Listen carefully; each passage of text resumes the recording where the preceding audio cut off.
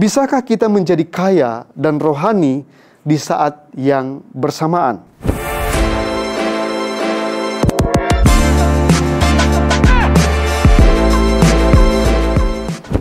Halo jemaat Tuhan, senang sekali hari ini bersama dengan saya kita ketemu lagi dalam satu segmen Bible Study. Dan harapan saya kita dalam keadaan yang sehat, kita dalam keadaan yang baik, dan tentu dalam keadaan yang diberkati oleh Tuhan. Berbicara tentang berkat, tentu dalam setiap kehidupan kita menginginkan berkat untuk setiap saat kita bisa dapat nikmati. Tetapi pertanyaannya adalah, apakah berkat yang sesungguhnya? Dan terkadang dalam kehidupan kita punya konsep berkat yang berbeda dengan apa yang diajarkan di dalam Alkitab. Dan dalam bagian ini, kita akan mempelajari satu segmen di dalam Bible Study yang berjudul Pengajaran yang Benar tentang Berkat.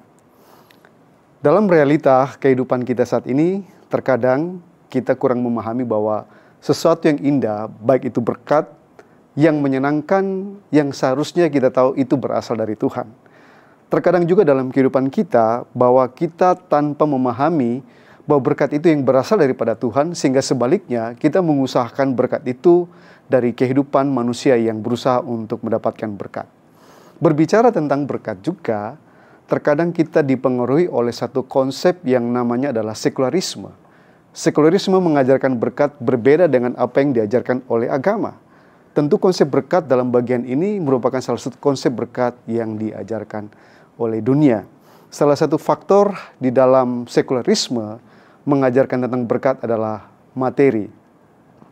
Di mana materi merupakan salah satu nilai, materi merupakan salah satu identitas, bahkan materi merupakan salah satu bentuk relasi, bahkan materi merupakan salah satu bentuk di dalam pengambilan keputusan.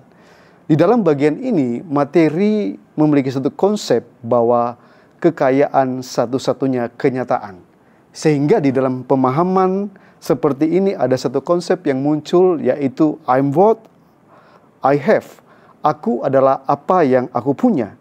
Dengan gaya hidup seperti ini, maka semua orang yang berusaha untuk mencari berkat dengan tidak memahami arti kata cukup di dalam kehidupannya.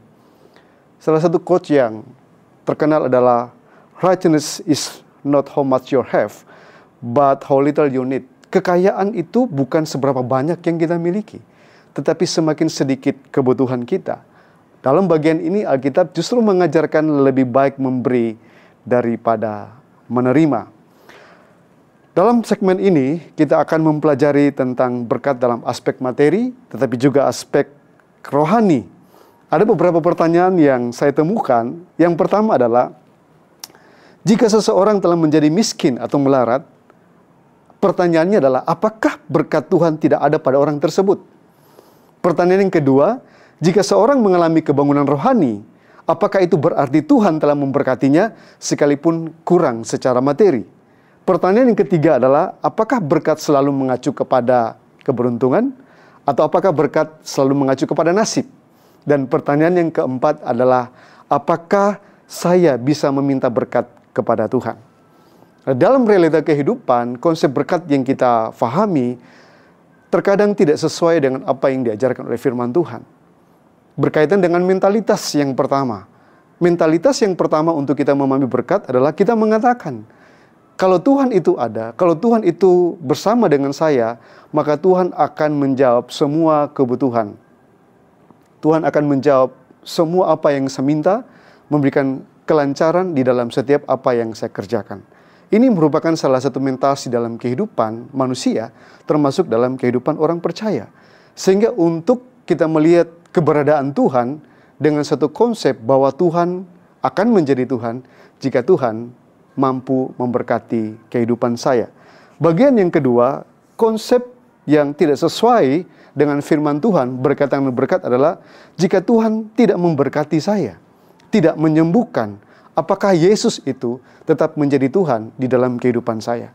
Dua hal ini yang terkadang menjadi mentalitas ketika kita berbicara berkat yang tidak sesuai dengan firman Tuhan. Bagian yang kedua, konsep berkat yang tidak sesuai dengan firman Tuhan adalah beberapa orang Kristen, termasuk mungkin kita memakai beberapa ayat untuk kita klaim tentang berkat daripada Tuhan. Yang pertama, ayat yang sering dipakai adalah Yosua pasal 1 ayat yang ke-8. Dalam terjemahan baru tertulis, janganlah engkau memperkatakan kitab Taurat ini, tetapi renungkanlah itu siang dan malam, supaya engkau bertindak hati-hati sesuai dengan segala yang tertulis di dalamnya. Sebab dengan demikian perjalananmu akan berhasil dan engkau akan beruntung. Teks yang kedua adalah dalam kitab Mazmur pasal pertama ayat yang ketiga. Tertulis, ia seperti pohon yang ditanam di tepi aliran air, yang menghasilkan buahnya pada musimnya, dan yang tidak layu daunnya.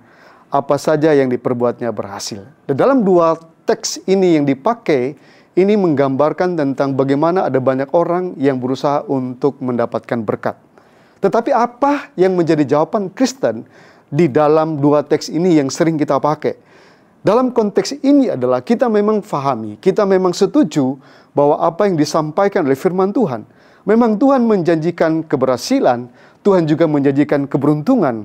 Tetapi bagi orang-orang yang taat melakukan firman-Nya, ini yang perlu kita garis bawahi.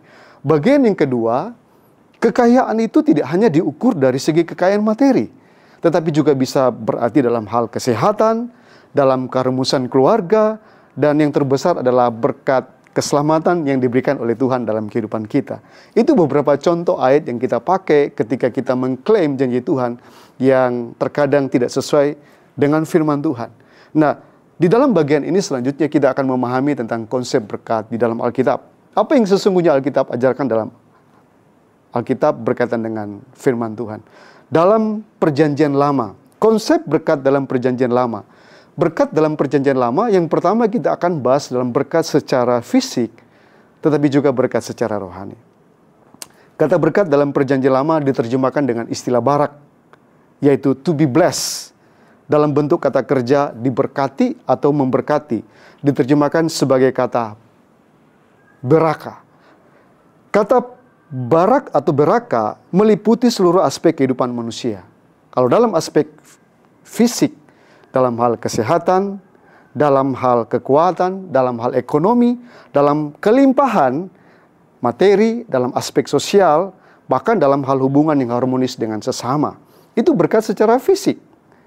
Tetapi juga ada aspek spiritual, berkat dalam hal rohani, yaitu berkaitan dengan bagaimana kita punya relasi dengan damai, hidup sesuai dengan kehendak Allah. Itu juga satu berkat.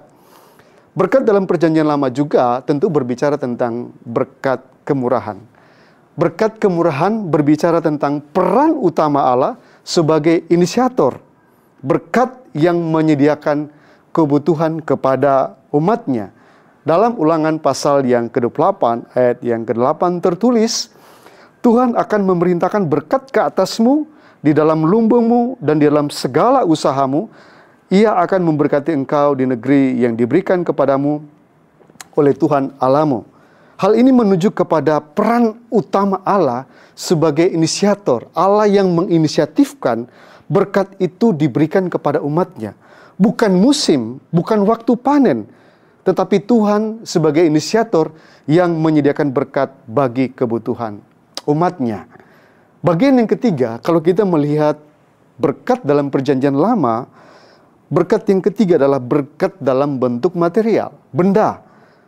Berkat yang diberikan oleh Tuhan dalam bentuk benda secara materi, itu juga merupakan sebagai bentuk tindakan Allah untuk memperlengkapi semua berkat yang dialami oleh orang percaya dalam bentuk materi.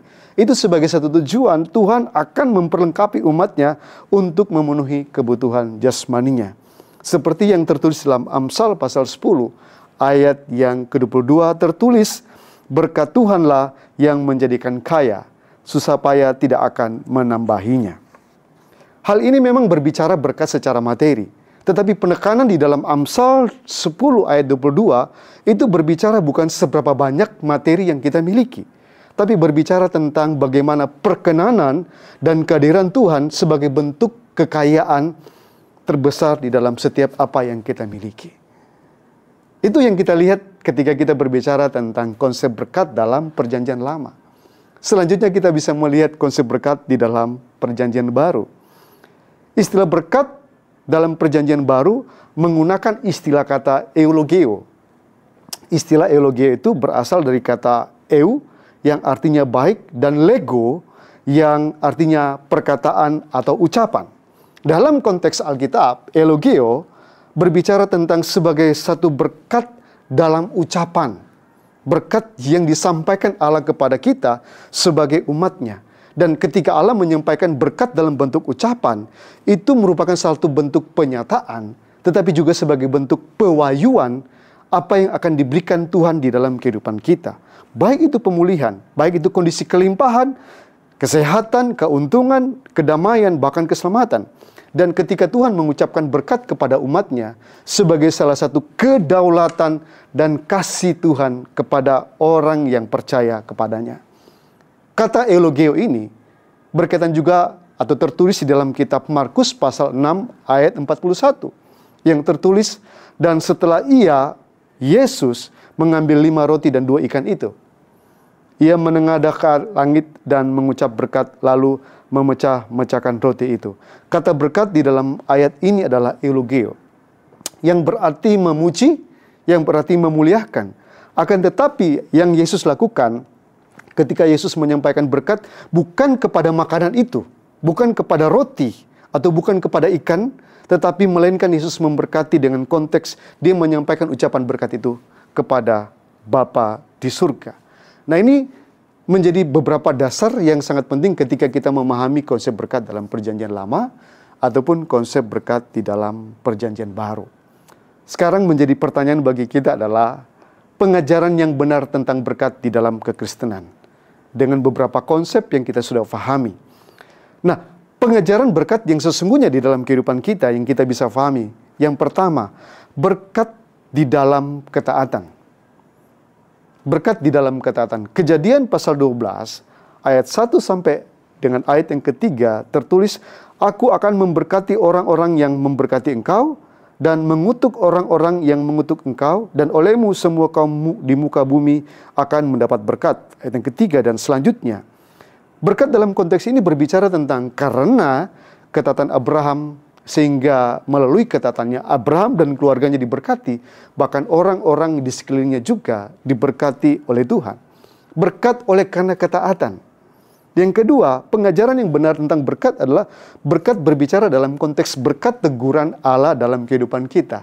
Satu hal yang cara yang berbeda untuk ketika kita melihat berkat secara rohani.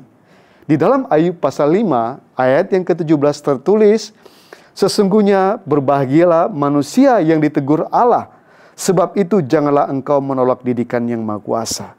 Berkat ini melalui teguran berhubungan dengan pengetahuan bahwa Allah sedang memimpin umatnya ke jalan yang benar.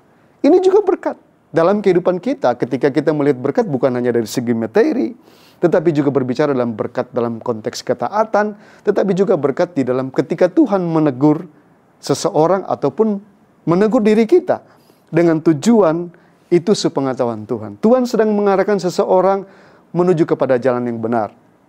Tentu dengan kemahatauan Tuhan, tentu dengan kemahakuasaan Tuhan, tentu juga dalam kehadiran Tuhan. Ini kita bisa lihat berkat yang kedua, berkat dalam teguran Allah.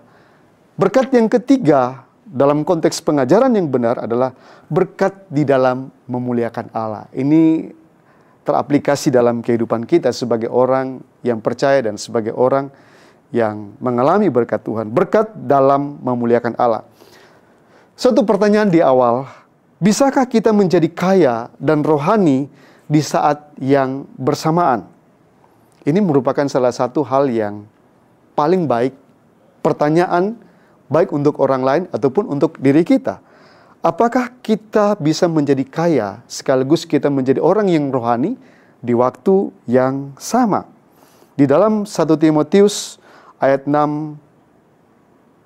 1 Timotius 6 ayat yang ke-10 tertulis, karena akar segala kejahatan ialah cinta uang. Sebab oleh memburu uanglah beberapa orang telah menyimpang dari iman dan menyiksa dirinya dengan berbagai duka. Pertanyaannya adalah, Bisakah kita menjadi orang yang kaya sekaligus menjadi orang yang saleh di waktu yang bersamaan? Dan jawabannya adalah bisa. Tetapi kita tidak boleh terobsesi untuk menjadi kaya atau semakin kaya. Ada dua istilah yang dipakai di situ adalah obsession dan possession. Terkadang orang yang berusaha untuk menjadi kaya adalah mengalami satu obsession, tingkat kecanduan, dan dari tingkat kecanduan itu dia mengalami possession atau dia diperbudak. Sehingga di dalam bagian ini adalah akar segala kejahatan adalah cinta uang. Pertanyaan yang kedua adalah, bisakah kita menjadi kaya dan rohani di saat yang bersamaan? Jawabannya adalah bisa. Dalam bagian ini tentu kita tidak boleh mengumpulkan harta duniawi. Seperti apa yang ditulis dalam kitab Matius pasal 6 ayat 19 sampai dengan ayat 20. Janganlah kamu mengumpulkan harta di bumi, tetapi kumpulkanlah bagimu harta di surga. Kata mengumpulkan adalah thesaurisete, yang berasal dari kata thesauriso, dengan pengertian menyimpan atau menimbun. Makna mengumpulkan dalam konteks orang Yunani pada waktu itu adalah ketika mereka menyimpan, maka itu menjadi salah satu harta karun dan yang dijadikannya sebagai satu andalan untuk masa depan. Sehingga dalam bagian Matius pasal 6 ayat 19 ayat 20 sampai 20 tertulis, janganlah kamu mengumpulkan. Karena ada sebagian orang pada masa itu, mungkin juga kita saat ini, terkadang kita menyimpan segala sesuatu, apakah itu benda ataupun harta karun atau apapun, berkaitan dengan sesuatu yang kemudian kita akan menjadikan itu andalan di masa depan. Sehingga terkadang tanpa kita sadar bahwa kita lagi tidak mengenalkan pertolongan atau berkat, perlindungan, hikmat daripada Tuhan. Pertanyaan selanjutnya adalah, bisakah kita menjadi orang yang kaya sekaligus orang yang rohani di waktu yang sama? Jawabannya tentu bisa. Tetapi kita harus bersiap untuk berpisah dengan kekayaan yang kita miliki. Kekayaan tanpa kita fahami, terkadang itu menjadi salah satu kenyamanan yang palsu. Sehingga dalam Matius 6 ayat 24 tertulis, tak seorang pun dapat mengabdi kepada dua Tuhan. Karena jika demikian, ia akan membenci seorang yang lain, membenci yang seorang dan mengasihi yang lain, atau ia akan setia kepada yang seorang dan tidak menghinakan yang lain. Kamu tidak dapat mengabdi kepada Allah dan kepada Mammon. Jack Bernard, dia mengatakan bahwa rata-rata 50% dari hidup manusia berhubungan dengan uang. Hal ini berarti 50% dalam kehidupan kita atau waktu, perhatian kita, kekuatan mental, emosi kita, percakapan kita, keberhasilan kita, kegagalan kita, masalah kita terkadang berhubungan dengan uang. Itulah dalam bagian ini Alkitab memberi nasihat kepada kita untuk bagaimana kita bisa memaknai uang atau kekayaan berkat dengan benar. Melihat manfaat uang yang sangat besar dalam kehidupan manusia, maka terkadang itu merupakan salah satu keinginan di hati kita untuk berusaha bagaimana kita mendapatkan berkat atau uang. Namun ada banyak orang juga yang mengatakan atau menganggap bahwa uang adalah satu hal yang berdosa. Atau uang adalah hal yang jahat. Padahal uang itu tidak jahat. Tetapi cinta akan uang merupakan akar dari segala kejahatan. Dan orang yang memiliki uang tidaklah berdosa. Uang atau kekayaan materi harusnya dipahami sebagai bentuk kebutuhan dan pertanggungjawaban kita kepada sesama kita, terlebih kepada Allah. Kemampuan mengatasi uang dan kekayaan menjadi hal yang sangatlah penting. Apakah itu akan menjadi tuan atau apakah itu akan menjadi hamba bagi kita? Uang menjadi budak yang baik atau uang menjadi tuan yang buruk yang kita bisa lihat dalam kehidupan kita. Selanjutnya adalah kita berbicara tentang fungsi berkat dalam kehidupan orang percaya. Fungsi berkat dalam kehidupan orang percaya adalah bagi kemuliaan Tuhan. Yang pertama, segala sesuatu yang orang kita miliki, orang percaya miliki, itu merupakan satu sarana yang dapat dipakai untuk memuliakan nama Tuhan. Amsal 3 ayat 9. Muliakanlah Tuhan dengan segala hartamu dan dengan segala hasil pertama dari segala penghasilanmu. Menghormati dan melayani Allah melalui berkat atau kekayaan yang Tuhan berikan dalam kehidupan kita. Itu juga satu pelayanan. Itu juga sebagai satu pengabdian kepada Tuhan. Fungsi berkat bagi orang percaya selanjutnya adalah bagi kesejahteraan manusia. Allah memberkati manusia yang mengasihinya dengan mencukupkan semua kebutuhannya. Baik itu tempat tinggal, baik itu pakaian, baik itu makanan, ataupun minuman, dan lain sebagainya. Nah, kita bisa lihat di dalam konteks sebelumnya. Fungsi berkat bagi orang percaya adalah menjadi saluran berkat. Blessed to be a blessing. Di mana Allah memakai kita dengan semua yang sudah Tuhan percayakan. Berkat kekayaan yang sudah Tuhan percayakan adalah untuk memberkati orang lain. Salah satu hal yang kita pelajari adalah kita dipanggil untuk hidup bagi sesama demi kemuliaan Allah. Bagian yang terakhir dalam segmen ini adalah bagaimana cara kita memperoleh berkat. Yang pertama adalah tentu sebagai orang percaya, segala sesuatu kita awali dengan doa, melalui doa. Dalam kitab Matius pasal yang ke-7, ayat yang ke-7, ada 3 kalimat yang penting kita pelajari. Yang pertama adalah kata meminta. Kata meminta mengandung arti kepercayaan bahwa Allah mendengar setiap doa. Maka ketika kita meminta berkat dengan satu keyakinan bahwa Allah mendengar setiap doa kita. Yang kedua adalah kata mencari, menunjukkan ketaatan pada kehendak Allah. Apa yang kita minta berkat tentu harus sesuai dengan kehendak Allah. Yang ketiga adalah kata mengetok, menunjukkan ketekunan dalam menghampiri Allah. Kita harus memberikan ruang di mana Tuhan turut campur tangan di dalam semua berkat yang ada dalam kehidupan kita. John Piper mengatakan bahwa bekerjalah dengan sekuat tenaga dan janganlah mengandalkan pada pekerjaan Anda, tapi andalkanlah Tuhan. Yang kedua, cara memperoleh berkat tentu dengan kita bekerja.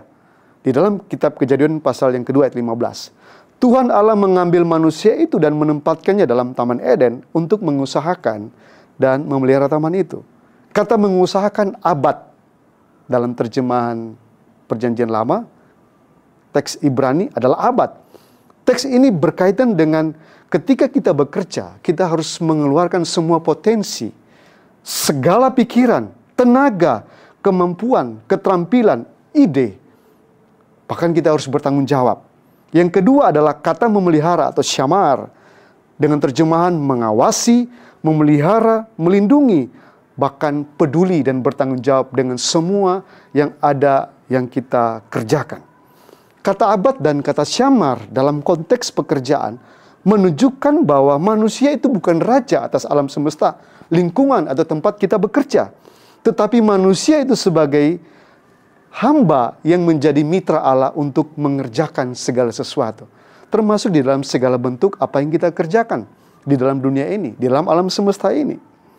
Manusia bukanlah pemilik di dalam alam semesta ini. Tentu dengan semua apa yang kita kerjakan. Tapi manusia itu hanyalah pengelola. Stewardship yang diberikan kepercayaan oleh Allah untuk dipertanggungjawabkan kembali kepada Allah. Doug Sermon dan William Hendricks dalam bukunya Pekerjaan Anda Penting Bagi Allah. Dia mengatakan ada gap antara hal rohani dan sekuler. Terkadang kita berbicara tentang pekerjaan secara rohani dan juga pekerjaan secara sekuler. Di dalam sejarah perkembangan kekristenan, dalam konteks pekerjaan, ada dua istilah yang muncul. Yang pertama adalah sacred calling, dan yang kedua adalah secular work. Sacred calling ada sebagian orang yang mereka mengatakan adalah mereka bekerja dalam bidang rohani. Tetapi sebagian sisi atau secular work, mereka mengatakan bahwa apa yang mereka kerjakan itu tidak bersangkut paut dengan hal rohani.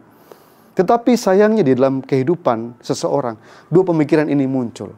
Sedangkan Alkitab mengajarkan bahwa apa yang kamu kerjakan, baik kamu sebagai seorang rohaniawan, ataupun kamu bekerja di bidangnya kamu masing-masing. Baik kita sebagai seorang saintis, kita sebagai seorang hakim, kita sebagai seorang arsitek, pekerjaan dalam bidang multimedia atau apapun. Kita itu juga berbicara tentang sacred calling. Berbicara tentang pekerjaan, panggilan yang khusus yang Tuhan sediakan bagi kita dan kita harus bertanggung jawab. Harapan saya dengan apa yang kita sudah pelajari di segmen Bible Study hari ini, itu menolong kita semua untuk kita bisa memahami tentang konsep berkat yang benar. God bless you. Tuhan memberkati kita semua.